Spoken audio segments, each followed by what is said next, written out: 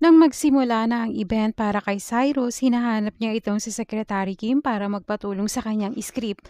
Nang i-check naman ito ni Sec Kim, sinabi niya maganda at magaang basahin. Pinayuhan pa niya nga si Cyrus na kung kinakabahan ito ay tumingin lang sa stage right at andoon lang siya para i-cheer ito. Nang magpapaalam na si Sec Kim, sinabi ni Cyrus na sandali lang at hinawakan pa niya ang kamay nito. Sinabi ni Cyrus na may gusto siyang sabihin kay Sec Kim dahil nagigilty na siya. Gusto niya sanang sabihin ng totoong hindi naman siya si Ninja Boy pero hindi natuloy dahil magi-start na ang interview kay Cyrus. Napansin naman ni Cyrus itong si Brandon kaya agad na inalis ni Sek Kim ang kamay niya kay Cyrus. Sumunod naman si Sek Kim kay boss at gusto niya sanang magpaliwanag pero may naghahanap na kay boss kaya hindi ito nasabi ni Sek Kim. Gayunpaman, nagpapasalamat naman ang ina ni Cyrus kay Sir Kim dahil nagpakita na rin ito sa publiko at sobrang saya niya. Dagdag pa niya na si Sir Kim ang dahilan. Nang magsimula na ang interview kay Cyrus, ang tanong sa kanya kung totoo ba ang babaeng sinasabi nito sa kanyang story at kung girlfriend niya na ba ito.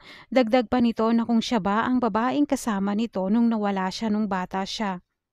Dahil napansin naman ni Cyrus itong si Brandon at gusto niyang pagselosin, kaya ang sagot niya ay ngayong nakita niya na ang babaeng ito na nakasama niya nung bata pa sila ay hindi niya napapakawalan at gagawin niya ang lahat para proteksyonan ito. At habang sinasabi niya ito ay nakatingin siya kay Sek Kim. Kaya nga ito namang si Boss ay nagsiselos. Nang makita naman ni Sek Kim si Boss at nag-aalala ito kaya agad niyang pinuntahan at sinabing may gusto siyang sabihin. Pinaliwanag niya na mali ang pagkakaintindi nito nang makitang magkahawak sila ng kamay ni Cyrus at ang narinig niyang sinabi ni Cyrus. Dagdag pa niya na gusto niyang maging malinaw ang lahat at ayaw niyang lumayo ang loob ni boss sa kanya at takot siyang mangyari ito. Kaya pagtatanong ni boss sa kanya na bakit. Dito na nga nagtapat si Sekim at sinabi niya ang totoo na gusto niya itong si boss.